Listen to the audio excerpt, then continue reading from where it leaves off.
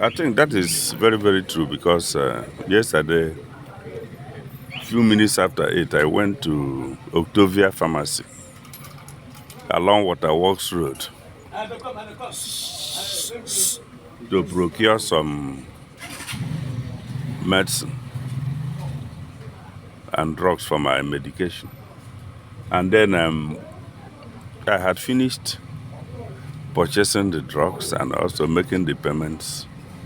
As I was just about to step out of the pharmacy, I saw two heavily armed young men. One of them came and held me by my trouser and pulled me out. Immediately we stepped out of the pharmacy store. Then they started shooting into the air to scare out the people.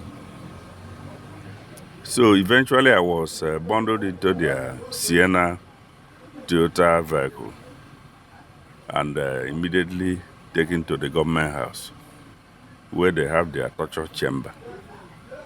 And I was stripped naked and made to lie down face up.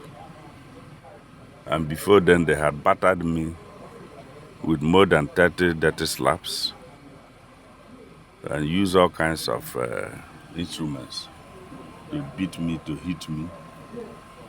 And I sustained injuries at my back, my neck, and even right now my left eardrum has stopped working because I cannot hear very well with it. And so I was subjected to 1 hour intensive torture. Then all of a sudden, their commander came and said I should stand up. Then I stood up. They said I should wear my dresses. One of the boys brought my dresses and I wore them.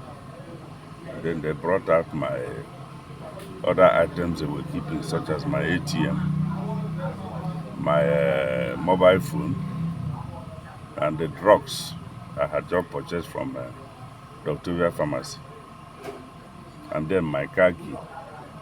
So they now said it was a case of mistaken identity. But I didn't believe them. Eventually they let me to go. It was later that I got information that it was the Commissioner of Police Ebonyi State that directed that I should be released. So I got back to my house around 11 p.m. last night.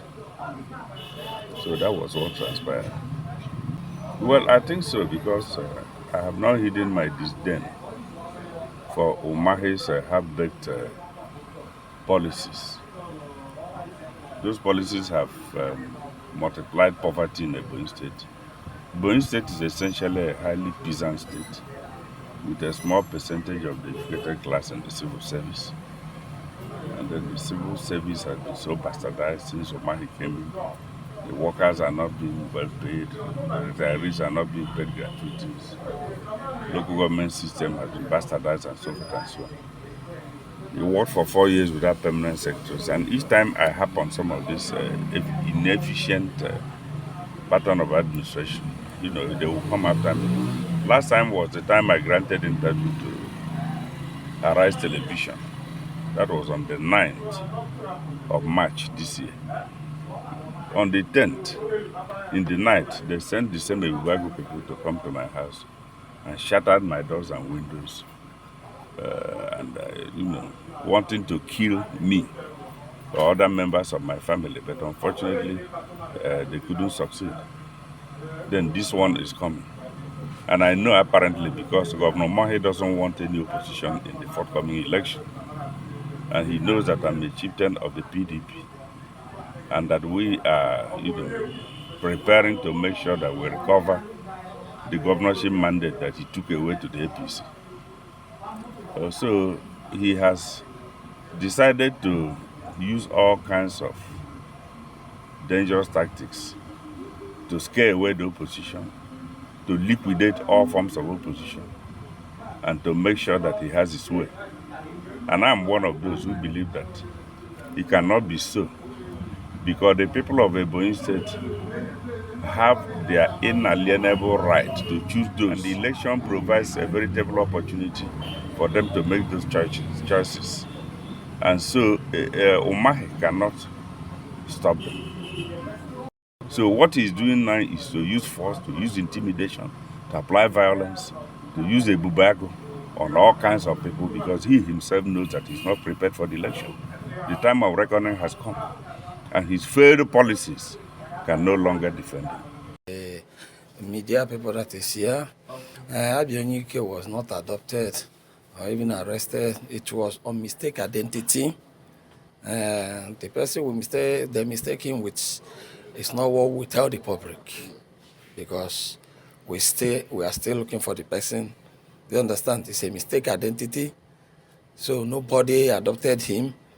When they arrest him and bring him and saw that it's Abia Onyike, they have to release him immediately. Can I tell you the truth? You know, there's never a time somebody come here that he will not tell you they torture him or not torture. Even police catch somebody today, he will tell you that police torture him.